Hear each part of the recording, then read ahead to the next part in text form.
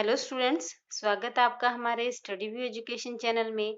आज की जो डिक्टेशन है वो 70 वर्ड पर मिनट से 80 वर्ड पर मिनट की स्पीड पर लिखेंगे, क्योंकि अभी जैसे राजस्थान हाई कोर्ट स्टेनोग्राफर 2023 के जो एग्जाम हो रहे हैं उसके अंदर जो मैटर है वो लीगल तो आ रहा है, परंतु उसकी जो स्पीड है उसको फ्लैक्चुएट किया जा रहा है। तो अपन भी उसी पैटर्न पर ही आधारित है जो प्रैक्टिस करेंगे और उसी से ही रिलेटेड हमने बहुत सारी डिक्टेशन अपने चैनल पर दी है।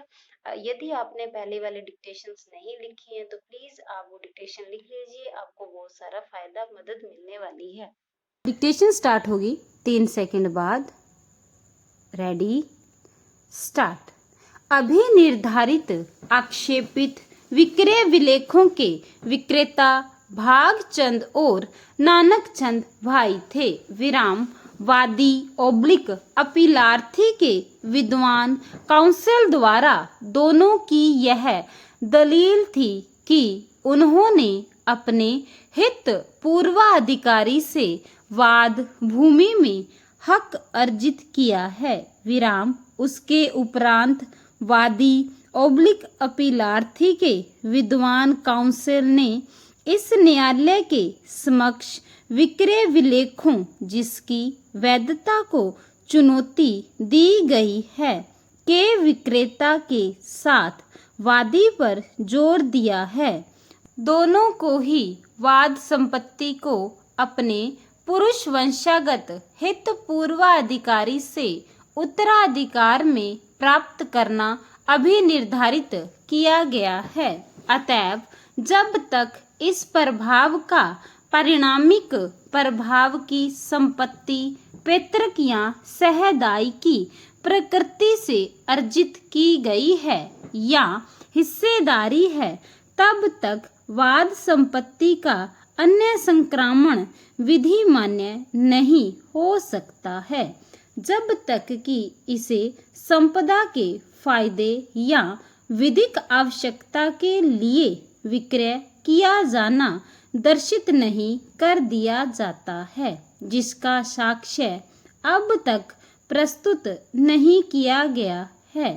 तब तक प्रतिकूल विक्रय विलेखों के प्रभाव को अकृत नहीं किया जा सकता है। विराम, दोनों निचले न्यायालयों ने अपने समक्ष मौजूद साक्ष्यों का सूक्ष्म मूल्यांकन करते हुए अपने अपने निष्कर्ष निकाले हैं, जो भागचंद और नानक चंद के पूर्ववर्ती निर्विवाद वंशजों के 2 पीढ़ियों तक के पुरुष हित उत्तराधिकारियों के पक्ष में वाद संपत्ति के बारे में अनुप्रमाणित नामांतरणों के प्रतिकूल राजस्व अभिलेखों से चित्रित होता है।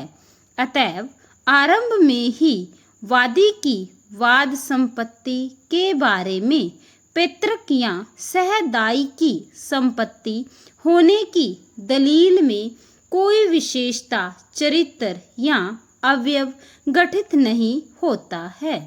वादी ओब्लिक अपीलार्थी के विद्वान काउंसिल की प्रतिकूल विक्रय विलेखों के बारे में आरंभ में ही दी गई दलील को विधिक आवश्यकता या संपदा के फायदे के लिए प्रभावी उनके प्रतिकूल साक्ष्य द्वारा वैधता दर्शित करने के अभाव में कोई संरक्षण प्राप्त नहीं होता है। विराम, इसमें इसके पश्चात अभिलिखित कारणों से दोनों विद्वान निचले न्यायालयों द्वारा निकाले गए निष्कर्ष में कोई हस्तक्षेप अपेक्षित नहीं है। विराम, इस न्यायालय ने अभिलेख पर के संपूर्ण साक्ष्य का मूल्यांकन किया है। विराम, वादी की प्रेरणा पर प्रस्तुत मौखिक साक्ष्य के अलावा पूर्ववर्ती दोनों पुरुष वंशज के हित पूर्वाधिकारियों या दोनों नानक चंद और भागचंद के पूर्वजों के पक्ष में वाद संपत्ति के बारे में निर्विवाद तौर पर अनुप्रमाणित उत्तराधिकार के नामांतरणों द्वारा उल्लेखित कोई भी उपयुक्त और सुसंगत दस्तावेजी साक्ष्य मौजूद नहीं है। विराम। दोनों नानक चंद और भागचंद के ठीक पूर्ववर्ती दोनों पुरुष वंशजों के पक्ष में वाद संपत्ति के बारे में अनुप्रमाणित पूर्वोक्त निर्विवाद नामांतरणों के अभाव में यह न्यायालय वाद संपत्ति के बारे में यह निष्कर्ष निकालने के लिए आबद्ध हैं कि इसमें पैतृक संपत्ति होने के लिए कोई पूर्वाभास गुण नहीं है। विराम। परिणामतः भागचंद द्वारा प्रतिवादियों प्रत्यर्थियों के साक्ष्य उपलब्ध करवाए गए हैं। स्टॉप।